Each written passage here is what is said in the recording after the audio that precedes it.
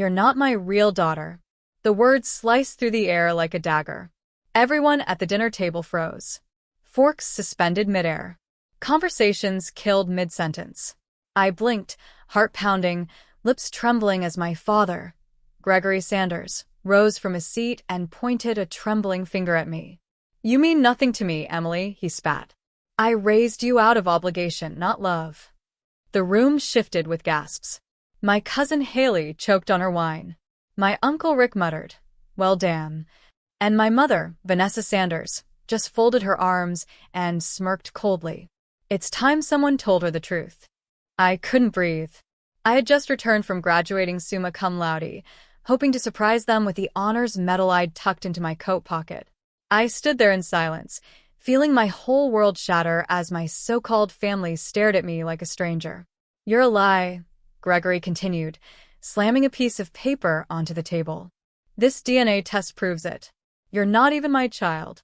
Your mother cheated, and you," he sneered, "you don't belong to this family." The shame hit me like a brick wall. My cousin Josh snorted. Haley gave a low chuckle and whispered, "Figures." She always looked off. Even my own mother didn't flinch. "I want you out of here," Gregory barked. "Leave this house and don't come back." I stood frozen. My throat ached. My legs didn't move, but I turned slowly toward the door. Then, a chair scraped loudly across the hardwood floor. A heavy cane struck the ground. Everyone turned. My grandfather, Walter Sanders, the former Marine and respected patriarch, stood up from the head of the table. At 78, he was still as commanding as ever. His steely eyes locked on my father. "You shouldn't have said that," he growled. Gregory looked confused. "Dad, what are you?" "You should not have said that." The silence was thunderous. Walter turned to me. "Emily, stay right where you are."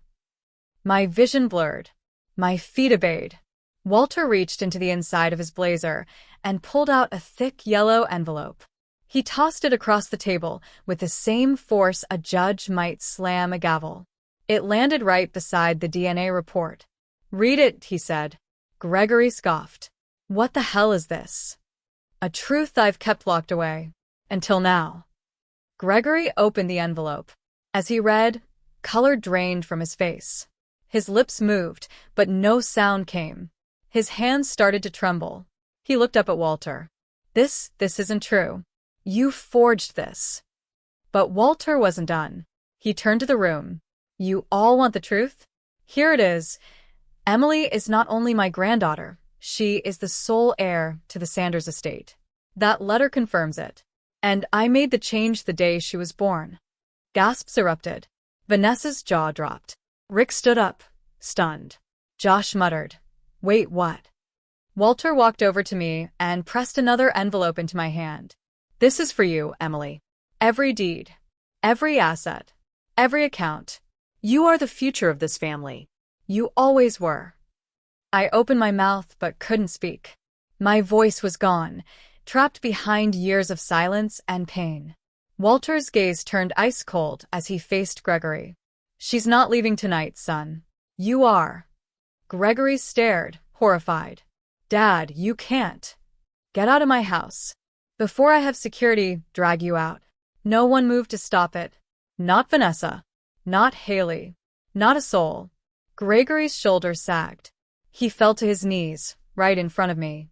"Emily," he whispered, voice cracking. "Please."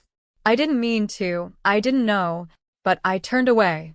For the first time in my life, I wasn't the girl with no place at the table. I was the woman who now owned the table.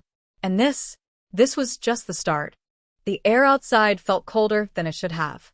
Maybe it was shock, or maybe it was the way my body hadn't caught up with what had just happened. My father, Gregory Sanders, was still on his knees when I walked out of the room. But it wasn't weakness that made me walk away. It was clarity. I stepped out onto the porch, the moonlight spilling across the stone steps, and breathed in as if I was tasting freedom for the first time. Grandpa Walter followed behind me slowly, his cane tapping the wood like a slow drumbeat. "You all right, kiddo?" he asked gently, settling on the bench beside me. I nodded stiffly. "I don't know what just happened." He smiled faintly. You finally saw what they were really like. He paused. And they finally saw what I've always known about you. I swallowed hard. Why did you wait so long to tell me? Walter sighed. Because I was waiting for the moment you stopped needing their love to define your worth. That landed deep. I looked down at the envelope in my hands, the one he gave me.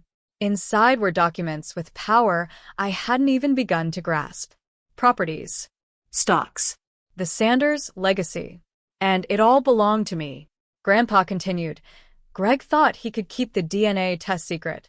But what he didn't know is your biological father isn't just any man. I turned to him sharply. What? Walter nodded solemnly. His name was Michael Reeves. A soldier I served with. Brave, brilliant. Died before he ever got to meet you. Your mom, Vanessa, she hid the pregnancy at first. But I knew. And I swore to Michael on his deathbed that I'd take care of you. I couldn't believe it. He was a soldier? He was more than that. He saved my life in '86. And when I learned he had a daughter out there, well, let's just say my definition of family changed that day. A new kind of grief washed over me, one I'd never known I carried. Walter reached out and squeezed my hand. You didn't lose a father tonight. You found the truth. And that's more powerful than anything Greg could have offered. Just then, the front door creaked open behind us. My cousin Haley stepped out, her expression uncertain. She walked over cautiously, arms folded, her voice quieter than I'd ever heard it. Emily, I didn't know. I'm sorry for what I said earlier. I raised a brow. Which part? When you laughed? Or when you called me a mistake? Her face flushed red. Both. We all thought Grandpa would leave everything to Dad or Rick. Walter's voice turned to steel. Well, they thought wrong. None of them have ever earned it. Haley looked at me again. I know you don't owe me anything. But if there's ever a chance to. She stopped herself. I just wanted to say I was wrong. I didn't answer. Not yet. Because I needed to see something first. The next morning, I stood in the grand living room of the Sanders estate, my estate now. My parents were gone. They'd left during the night, too ashamed to face the rest of the family. The silence in the halls felt satisfying. I opened the safe behind the portrait of my great-grandfather, using the code Walter whispered to me last night.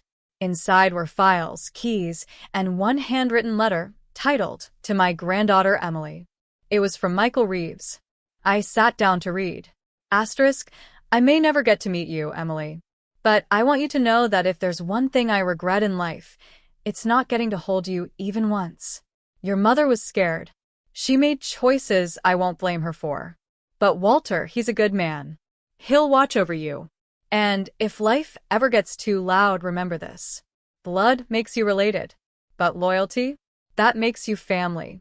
And you, my girl, are more than just a Sanders. You're Reeves. Don't ever let anyone make you feel small in a world you were born to lead. Asterisk. By the time I finished reading, I was crying quietly, my fists curled into my lap. That day, I made a decision. I wasn't just going to inherit the Sanders legacy. I was going to rebuild it in my name. The woman they laughed at last night would be the one they'd beg for mercy from tomorrow. And I'd do it not through vengeance, but through undeniable success. 3 days later, I walked into the downtown office building that had the Sanders name etched into the marble wall. But now it meant something else. The receptionist nearly choked on her coffee when she saw me. Miss Emily, she stammered. Do you have an appointment? I smiled calmly. No. I have a deed. Within 10 minutes, the boardroom was full. All the top executives, men who had worked under my grandfather and then grown arrogant under my father's control, were seated around the polished oak table. My father's chair was noticeably empty. I stepped to the front with Walter at my side. He stood, leaning on his cane, silent, but his presence was all the backup I needed. Let's make something clear, I said, my voice even but sharp. As of 72 hours ago, I became the sole legal owner of Sanders International Holdings. Every contract, every share, every property now reports to me. Murmurs. One exec, a smug guy named Troy Mallard, probably in his mid-40s, laughed under his breath. So we answer to a college grad with no corporate experience? I didn't flinch. I opened my folder and pulled out my degree, sealed with distinction. You mean this college grad? I flipped it closed and stared him down. You'll find I've spent years studying business, ethics, and innovation. While some of you spent that same time embezzling bonuses, cheating the books, and coasting on my grandfather's reputation. Troy stiffened. I dropped another folder on the table, one full of audit records I'd quietly pulled with Walter's help. Consider this your first notice, I said coldly. I'm not here to play CEO. I am the CEO. I turned to leave. And by the way, your company credit cards have been frozen until I decide who's worth keeping. Gasps followed me out. Later that evening, I sat alone on the rooftop of the estate. The city lights sparkled, and for the first time in my life, I felt something unfamiliar: peace. Walter joined me again, 2 cups of cocoa in hand. You're making waves, he said. They underestimated me, I replied. And honestly, that's their mistake. Not mine. He chuckled. You sounded just like your father when he first started. Except you've got something he never had. What's that? Integrity. I looked out into the night. I'm not going to run this empire out of spite. I'm going to run it right. Walter raised his cup. Then here's to the future. We clinked mugs.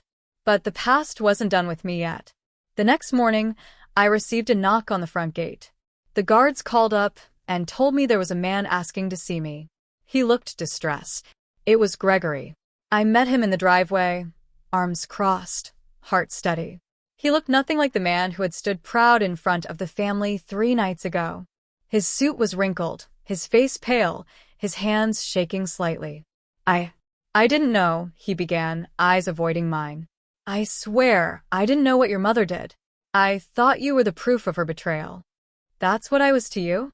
A living reminder of something you hated. His voice cracked. I was angry, hurt. I took it out on you. And I was wrong. He reached into his coat and pulled out a small box. Inside was a necklace, a simple silver chain with a sapphire pendant. Your real dad, Michael, he gave this to me before he left on that mission. Asked me to give it to his daughter one day. I kept it locked away out of guilt, I think. I stared at the pendant for a long moment, then looked back at him. Is this your apology? It's everything I've got. I didn't take it. Instead, I said quietly, I don't hate you, but you don't get to be in my life anymore. Not as a father. Not as anything. His shoulders dropped like someone had just hit him with the truth for the first time in years. I understand, he whispered. Then he turned and left. I picked up the necklace myself, wiped the dust off the velvet, and wore it proudly the rest of the day. Not because it was from Gregory, but because it was from Michael Reeves, my real father. The man whose legacy I was about to honor by becoming everything this family never believed I could be. By the end of the second week, the entire company had changed. The old board members had either resigned or been let go quietly. The toxic culture? Scrubbed out. I brought in fresh talent, people who had been ignored, underestimated, overlooked.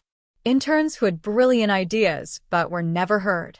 Women who were passed over for promotions. Veterans with integrity but no connections. I gave them seats at the table. And I didn't just run the company. I transformed it. The Sanders name was no longer associated with scandal, nepotism, or greed. It became a symbol of renewal, of reinvention. Reporters began calling me the Phoenix Heiress. But not everyone was clapping. Vanessa, my mother, resurfaced one evening through a message left at the estate. She didn't even have the courage to face me directly. Emily, I hope you can find it in your heart to forgive me. I was young. I was scared. And I didn't want to destroy your father's world. I thought keeping the truth hidden was better for all of us. I was wrong. But please don't shut me out forever. I may have failed as a mother, but I do care. I read it in silence, then burned the letter in the fireplace. Not out of hate, out of peace. She didn't deserve a second chance. Not yet. But I wasn't the vengeful daughter. I was just done being their victim. 3 months after I took over, Sanders International unveiled a new philanthropic branch in Michael Reeves' name, focusing on scholarships for children of military families. At the opening ceremony, I stood on the stage in a deep navy dress, the sapphire necklace catching the light. Walter sat in the front row, beaming with pride. "I stand here today," I began, voice steady, "not just as a CEO or the granddaughter of Walter Sanders. I stand here as the daughter of a hero, a man who never got to see me grow up, but left me a legacy anyway." Applause roared. I paused, eyes misting. This foundation isn't just a tribute. It's a vow. To never let a child grow up feeling like they don't belong. To never let a voice go unheard because of bloodlines, class, or shame. That night, the front page of the Tribune read, "From disowned to dominant, Emily Reeves Sanders rewrites her story." And yet, the past still had one surprise left. I was walking the company floor one morning, checking in with the new finance team, when I heard my name urgently called from the lobby. "Miss Sanders," the security guard said, "we have a man here. He says he knows you." He brought documents. My stomach turned. I headed down. There stood a man in his 50s, lean, composed, wearing a worn military jacket. His eyes looked haunted, but familiar. "I'm not here to cause trouble," he said quickly. I think I might be your uncle." I stared. "I don't have an uncle." He swallowed. "My name's Daniel Reeves. Michael was my older brother. We lost touch when he was deployed. I only found out about you after his belongings were returned to the family, and your name was in one of his letters." My throat tightened. Why now? I didn't want to show up asking for anything. I just wanted to know the niece my brother died protecting. He handed me a box. Inside were old photographs, army pins, a letter addressed to Daniel, in case I don't make it. I held the box with trembling hands. For the first time in my life, I saw Michael Reeves's handwriting. Saw the man I came from. And it shattered something inside me, in the best way. "I'd like to get to know you," I said softly. "But not here. Come home. Have dinner with me and Grandpa." Daniel's eyes welled up. He just nodded. That night, for the first time in my life, I had family. Not the ones who laughed when I was thrown out. Not the ones who smirked when they called me a mistake. But the ones who showed up with truth, loyalty, and love. And that was worth more than any empire. 6 months later, the Sanders estate looked nothing like the place I had once been kicked out of. The cold portraits of past patriarchs were replaced with art created by young, underprivileged talents, donated and commissioned through our new community program. The halls echoed with energy, not entitlement. The ballroom where I had once been publicly disowned was now used for charity galas and fundraising dinners, not family politics. And tonight, it hosted something even more meaningful. The Michael Reeves Memorial Scholarship Gala. The room sparkled with lights and hope. Survivors, veterans, widows, and students filled the space. Walter stood beside me, dressed in formal blues, chest covered in medals. And Daniel, my uncle, shook hands with donors, eyes bright, voice strong. It wasn't just a gala. It was healing. The night reached its peak when I stepped on stage, nervous, emotional, but stronger than I'd ever been.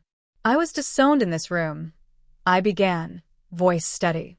"But tonight, I reclaim it." The crowd went quiet. I was told I wasn't blood, that I didn't belong. But the truth is, family is not defined by DNA. It's defined by love, by loyalty, by the people who choose to stand beside you when it matters. I paused. I know what it's like to feel unwanted, to be discarded by the people who were supposed to protect you. But I also know what it's like to rise anyway, to turn rejection into redirection, and to make your pain your power. I looked out and saw faces crying, some nodding, some holding hands. This scholarship exists because of a man who never got to hold his daughter, but who lives on through everything she builds. Applause broke like thunder. I stepped down, and Walter pulled me into a hug, whispering, "Your father would be so proud." "Thank you," I said, voice trembling, "for never turning away from me." Then he added, smiling through misty eyes, and for scaring the hell out of every board member we ever had. We both laughed.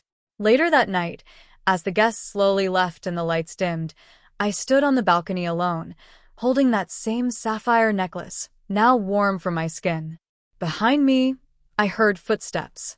I turned and froze. Gregory. He looked older. Smaller. A man completely undone. "I'm not here to beg," he said softly. "I just wanted to see you one last time."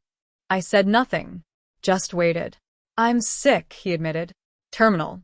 And when I got the diagnosis, all I could think of was you." Silence hung heavy. "I don't deserve forgiveness. I know that. But I wanted you to hear it from me. I'm sorry. Not for what you've become, because that's incredible, but for what I didn't have the courage to be." For the first time, he didn't look like the man who hurt me. He looked like a man finally facing the weight of his choices. "I don't hate you," I said quietly, "but your time in my story is over." He nodded. "Fair enough." And with that, he turned and walked away. I never saw him again. A year later, the Sanders Reeves Foundation had funded over 200 scholarships, opened 3 shelters, and launched mentorship programs for girls growing up in broken homes. One day, a little girl, 8, maybe 9, walked up to me during a foundation event and tugged my sleeve. "Are you the lady whose dad said she didn't belong?" I knelt down, surprised. I am. She grinned, tooth missing. "My mom says you're a superhero now." I smiled back, heart swelling. "Well, I don't have a cape, but I do have something better." "What?" "A second chance." She hugged me tight. I held her longer than I needed to, because that was what it was all about. I didn't get revenge. I didn't get even. I got better. I turned their rejection into a revolution. And I'd never go back. Not for a second. Not even to look.